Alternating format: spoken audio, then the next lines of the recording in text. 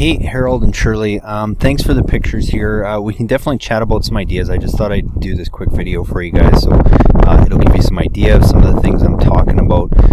But yeah, I would really focus on the front architectural part of the house. I think would look amazing with the stonework you guys have. You've got some beautiful large trees in the yard, which are great, as well as some really good opportunities to do some other cool things that I'll talk about here too. So I'll kind of just start from the top here and move our way around these pictures. Some of them I'll do my best. They are a little small, but it should give you a good idea anyway. But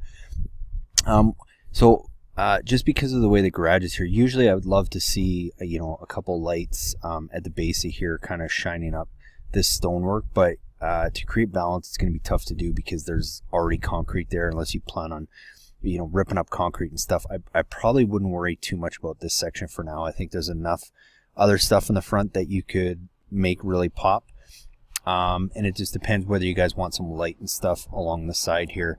The only real way to do this, unless you guys are planning on putting some beds or something here, that maybe you would put some path lights where you don't have to cut grass and maintain around.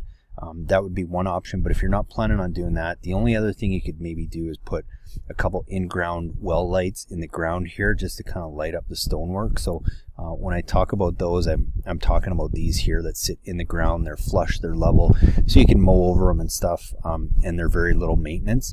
It just depends how much light that you want on that side of the house. So that is an option, but I don't know if I would worry too much about it. In the front, no question, on these large trees here, I would definitely be highlighting these just from the front here. And all I would really do is just use a little bit of a narrower and brighter light, so a higher wattage light that's really going to get the light to the top there. You could do some moonlighting things and stuff. It just depends how crazy you guys want to go. I think a light at the base there is going to do a really good job. You just make it a little bit brighter and a little bit narrower so you really get that light up into the canopy, and then focus on the architectural parts of the house. So focus on the big trees, and then for example, the stonework here, like I would probably try and get an accent light on both of these pillars somewhere shining up the front of them. I would probably try and do the same somewhere along all of the windows here. Probably try and get one in there, I'd probably have two there, and then same thing on both sides of those windows. And even if you can, these ones out here, angle them a bit so they kind of shine up and get this top peak, I think would look great. But I would focus a lot on the architectural parts of the front and then the big trees. So for example, you've got another big beautiful tree down here in the front. This is where again I would put an accent light and really shine up on that, because I think you have maybe, it looks like a little bit wider canopy, a little bit lower here. I might even consider putting like an accent light on this side and somewhere on the other side here that shine up and really accent this front tree, along with it looks like you probably have another one here that I would probably try and do too. So between that, balancing a couple trees, and then getting the architectural lights on the house, I think would be a good way to go. I probably wouldn't waste too much time on path lighting in the front. If you're going to do that, you could potentially, because you are lighting up here, you could potentially have a path light here, path light kind of on this corner, and maybe one or two around here would be an okay look too. It just, again, it depends on how many lights and stuff you want to do, but that would also look really nice. Moving around the side, again, I think because you have some of these nice trees, you can really utilize the canopy on them to get some light, not only highlighting the tree, but then also kind of splashing back down from all the foliage. So I'd probably try and get like two lights on this one from each side, because then it's going to highlight that tree, but you're going to get some light come back down off the canopy on both sides, and it'll save you having to put any other kind of lights along the side here that potentially could be a bit of a maintenance issue where you got to maintain around them and stuff. And again, you got another beautiful tree here. I would definitely highlight that with an accent light. Yeah, and moving around the side here, like I said, I know it might be tricky with these shrubs and bushes because it looks like they are right against the house, but if they're not and you can get those accent lights up there to highlight the stonework, I think would look amazing. Something you could do is you could put those lights on a riser, so at least they're at the top of the bush here.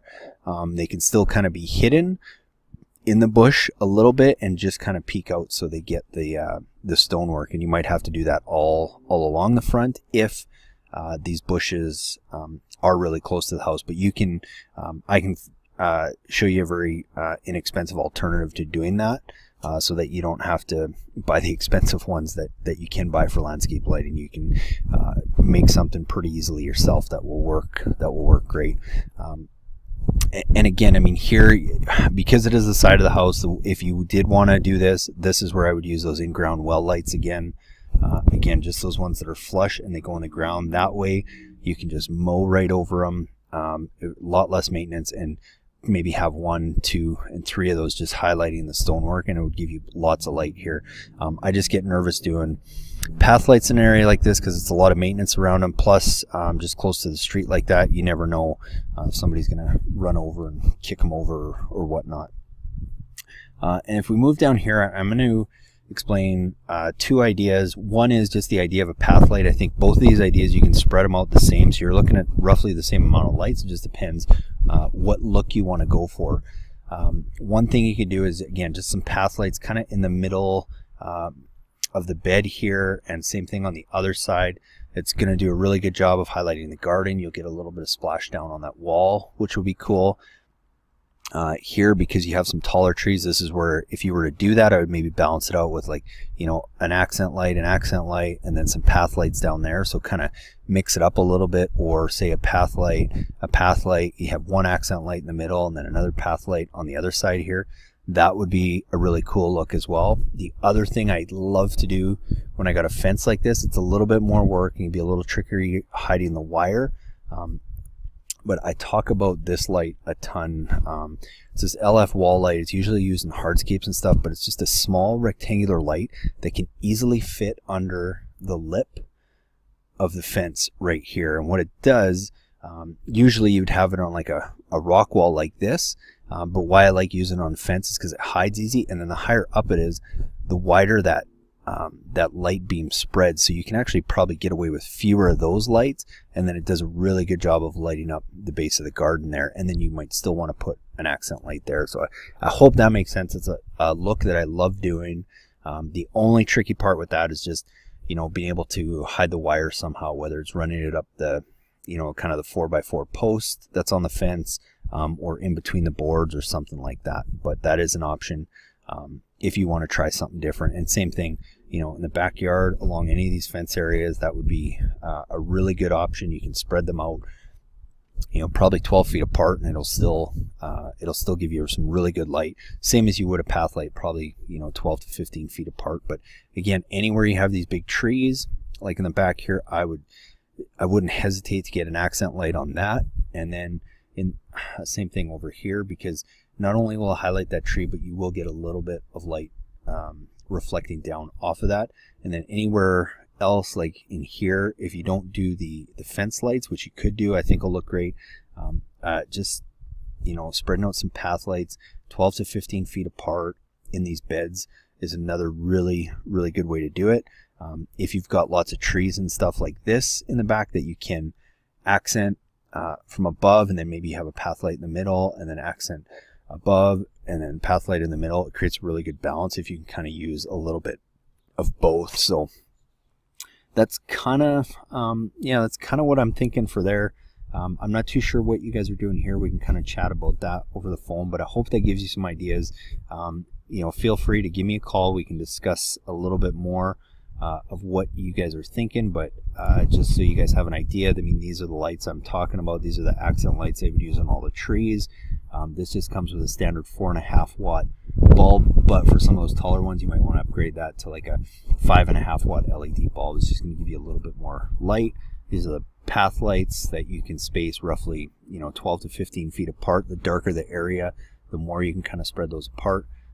The wall lights that I would use on the fence are these guys here, and then you know, obviously the in-ground lights if that's an option that you want to go with. So yeah, look forward to chatting with you more about this, and we'll go from there. All right, thanks guys.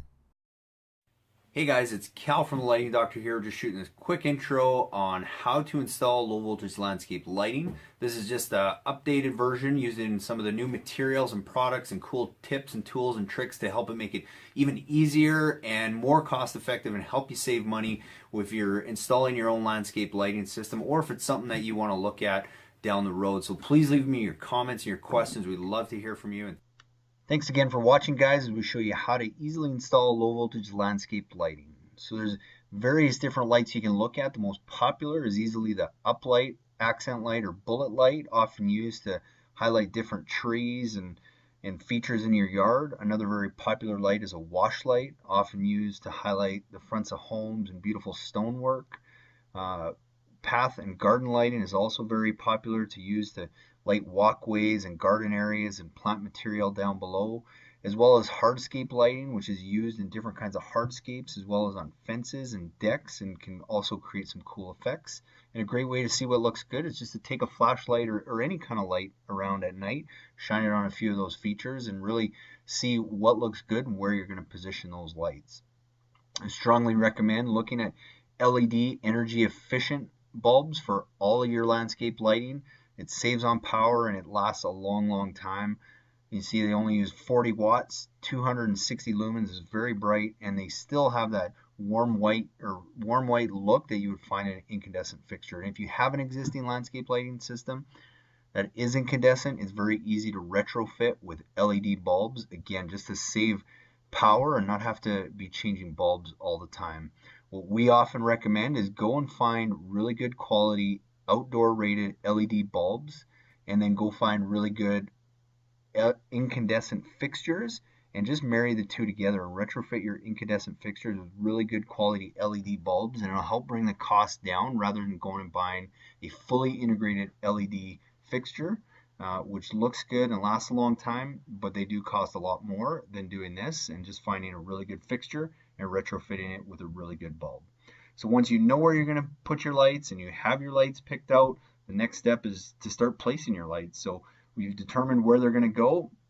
Start by digging just a small hole and just preliminarily placing your lights. I recommend using a rubber mallet so that you can really pound those ground stakes in and give them some good stability. Screw your light in afterwards so you can really get it in there. Make sure everything's level, and then from there you start laying out your wire once you got all your lights in place, and be sure to leave extra wire at every fixture just to give yourself some wiggle room. Connecting the lights is quite simple. When you make your splice in your wire, you'll have a wire going in and a wire going out for each connection, as well as your fixture wire, and at every light you're going to have two of those connections. I recommend a good waterproof connection, either a gel-filled snap block connector or these gel-filled DBRY connectors that come in two parts, that you have a moret that screws on and keeps the wires tight, and then the wire fills into a gel-filled tube that keeps the water out. So just be sure to make sure you're getting good waterproof connections that keep the wires free of the elements, as well as keep them from pulling apart. The next step is selecting your transformer. Very easy to do. If you look on any bulb that you purchase, it should give you the wattage, but if you have a 4.5 watt bulb and you have 10 of those, that's going to give you 45 watts, which means you want to select a transformer that's just slightly bigger than that. And I recommend trying to find a transformer that has a photocell as well as a timer built into it for easy use. Very easy to wire in your transformer. Depending on the transformer you have, it's generally going to have a common tap and a 12 volt tap. You just put one wire into each tap, screw them down tight, mount your transformer close to your GFCI receptacle so that you can get power, plug it in, turn it on, and go and make sure all your lights work before you start burying any wire. So once you've checked all your lights and everything works, you can start burying them. One thing I would recommend is looking at the Weon outdoor Wi-Fi switch. Is a great tool if you want to make your landscape lighting system totally smart and Wi-Fi operated. To bury the wires, very easy with a flat-ended shovel, creating a trench that's 6 to 8 inches deep, spreading the turf open and pushing that wire down and stomping it down within no time at all. It looks like you haven't even been there. And in the mulch, it's just a matter of pulling it back and creating a path to lay down that wire, stapling it down and burying everything over that. So hopefully that helped. And if you have any questions, by all means, you can always reach out to us and follow us on Facebook and YouTube. Hey guys, thanks so much for watching that video. I hope you guys got some great ideas for your own do-it-yourself landscape lighting projects. If you want your own free consultation video, like I said before, email me your pictures at cal@lightingdoctor.ca or go and visit us at lightingdoctor.ca, and be sure to check out our Try It Before You Buy It light, again, where you get one premium grade fixture and a King Innovation Instalight battery operated demo kit that you can go and test those lights out on your property before you make any big purchases. So I hope to see you guys again soon, and again, go get your free consultations by emailing your pictures or visit us at lightingdoctor.ca. Thanks so much for watching.